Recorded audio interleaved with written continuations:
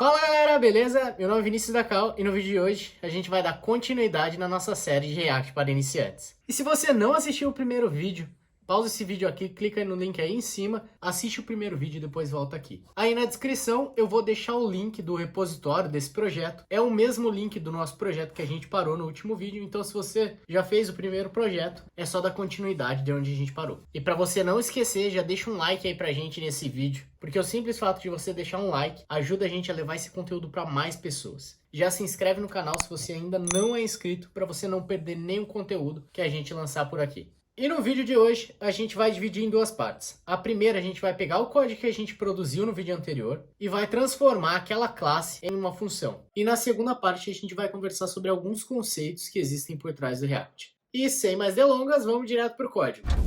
Para converter esse componente nosso aqui numa função, a primeira coisa que a gente vai fazer é, aqui ao invés de uma classe, a gente vai converter para uma const e vai converter para uma arrow function. Essa parte do constructor a gente pode remover ela como um todo e a gente vai pegar o conteúdo do nosso método render e vai mover ele ali para cima, para o corpo da função.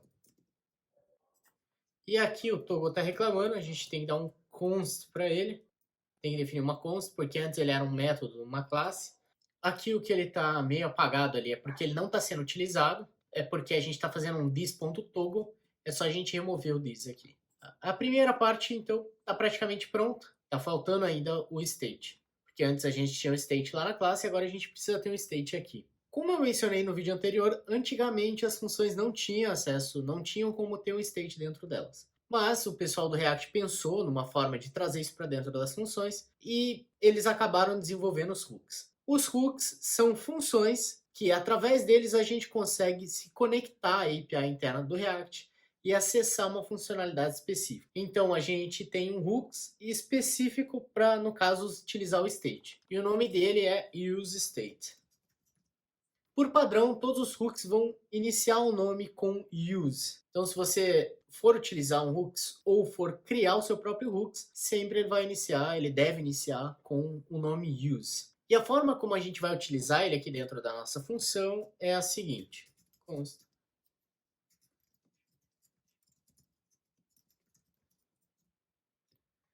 No caso aqui, a gente está chamando o useState, está passando false para ele. False é o valor inicial do nosso estado. Assim como a gente tinha lá no constructor, aqui a gente também passa o valor inicial. Quando a gente executa o useState, ele vai retornar um array para a gente com dois elementos. O primeiro elemento desse array é o nosso estado, é o valor do state, e o segundo elemento é um setter. Quando a gente utilizava as classes, obrigatoriamente a gente tinha que utilizar o state como um objeto. Mas agora com os hooks a gente não precisa. A gente pode ter várias chamadas para o useState utilizando diferentes states, um para cada coisa.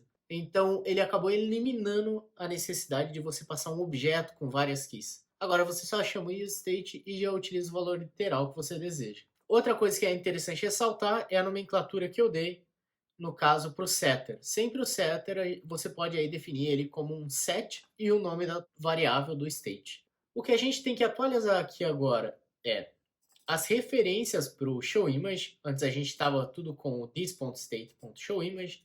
O que a gente vai fazer é só remover esse this.state e ele já está utilizando a variável que a gente criou. E agora, para atualizar o state no toggle, toda vez que a gente clicar no botão, ele executa o toggle e a gente precisa atualizar o state. Como é que a gente faz para atualizar esse state? É bem simples. É só chamar setShowImage e passar o mesmo valor que a gente estava passando, que é o not showImage, para a gente sempre inverter o valor atual.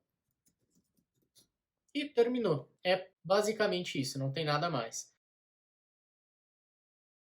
Então, como vocês puderam ver, foi bem simples a gente passar de classes para funções. Claro que vai ter casos que são bem mais complexos e a gente migrar de um para o outro, mas em uma grande maioria dos casos é bem simples, como vocês puderam ver aqui. Se você quiser conferir o resultado final, ver como é que ficou o código, quiser clonar, eu vou deixar o link do projeto aqui na descrição. Agora que a gente já viu como é que converte um para o outro, a gente conseguiu ter uma visão básica do que é um hooks, utilizando o useState, eu queria conversar com vocês em relação a alguns princípios por trás do React. No vídeo anterior a gente teve alguns comentários, e a gente teve um comentário do Vitor Hugo pedindo para a gente conversar especificamente sobre esses conceitos, que são a componentização, os components, as props e o state. E eu acho super importante a gente tentar entender pelo menos um pouco deles antes de a gente prosseguir para o nosso projeto. Basicamente, o entendimento deles vai reger ali a forma como a gente vai moldar a nossa aplicação. Então, o primeiro conceito que a gente vai abordar e tentar entender são os components. O que são components? O que é um componente? Um componente, tentando simplificar ao máximo que eu conseguir, é um trecho de código da sua aplicação que você consegue isolar, consegue encapsular dentro de uma função e que você vai poder reaproveitar em outros cantos da sua aplicação ou não. Algumas vezes esse trecho de código vai ser utilizado apenas uma vez. Eu separei aqui uma página do YouTube para a gente poder entender um pouco melhor. Nesse caso aqui, eu consigo identificar alguns componentes. Por exemplo, se a gente pegar aqui esse player principal, onde está tocando o nosso vídeo, esse poderia ser um component. E dentro desse componente, a gente teria outros components.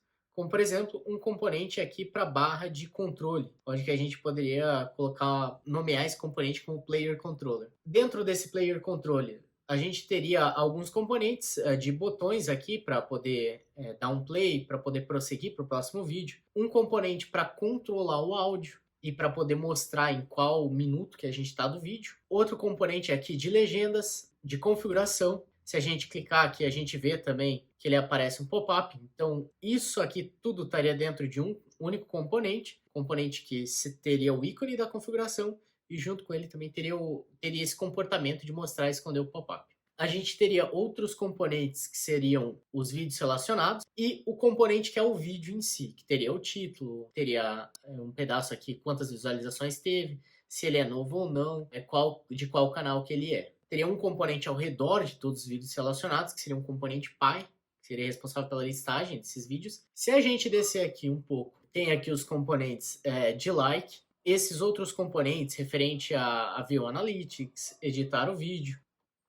Nos comentários, a gente teria um componente para listagem de comentários, um componente para cada comentário. Então, componentes, veja eles como pecinhas de Lego. Você tem várias pecinhas diferentes que você utiliza para construir uma grande estrutura, no caso, uma grande aplicação. Eu já entendi um pouco do que é o component. Então, o que são as props? As props são atributos que você recebe para esse componente. Por exemplo, quando a gente está trabalhando com HTML, a gente chama um button e a gente passa para ele type button ou type submit. Esse type que você está passando, esse atributo, aqui no React ele se chama props. No caso aqui se a gente pegar os vídeos relacionados, todos esses elementos que a gente está vendo aqui na tela de vídeos relacionados, poderia ser um componente mini vídeo, e esse componente mini vídeo receberia através das props, receberia o título, receberia qual que é a thumbnail, qual que é o tempo do vídeo, quantidade de visualizações, e qual que é o nome do canal, etc.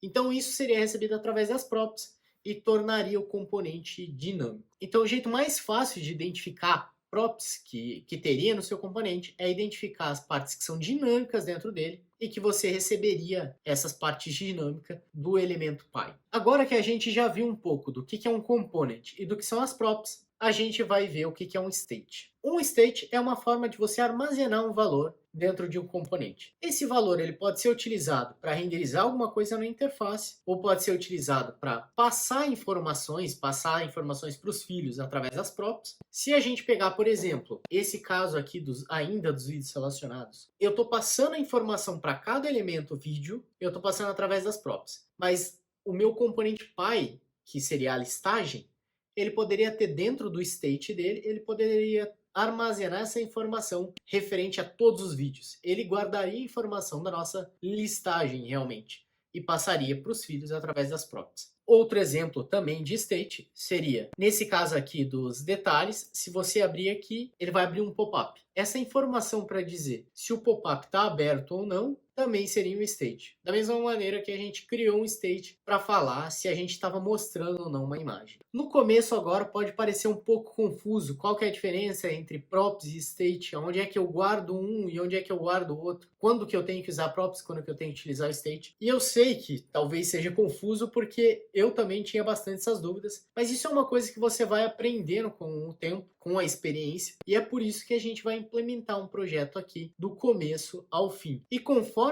a gente for trabalhando em cima desse projeto, vai ficar bem claro para você qual que é a diferença entre um e outro. e como a gente criar os nossos componentes, como a gente separar o nosso código. É importante ressaltar que essa parte de componentização é uma coisa que não está dentro só do React, é uma coisa que está no Flutter, que está no Vue, que veio também para o Angular, que está em inúmeras libs. Se a gente for ver como trabalham algumas outras linguagens, também já estão utilizando isso. Se a gente for ver para iOS, nativo para iOS, eles começaram também a utilizar esse conceito de components. Então isso é uma coisa que já se estabeleceu. É uma coisa que o mercado viu que funciona muito bem. E funciona muito bem porque você consegue reutilizar código, você consegue delegar as responsabilidades, consegue isolar ali os trechos da sua aplicação.